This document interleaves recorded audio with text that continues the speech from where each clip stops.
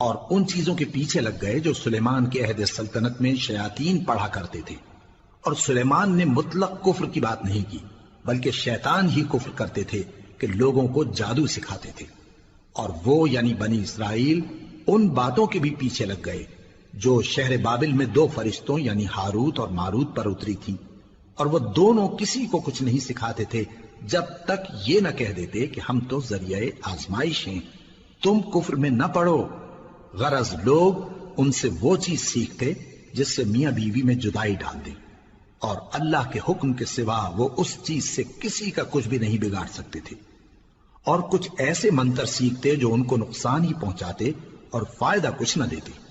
اور وہ جانتے تھے کہ جو شخص ایسی چیزوں یعنی سحر اور منتر وغیرہ کا خریدار ہوگا اس کا آخرت میں کچھ حصہ نہیں، اور جس چیز کے عوض انہوں نے اپنی جانوں کو بیچ ڈالا وہ بری تھی، کیا اچھا ہوتا جو وہ اس بات کو جانتے۔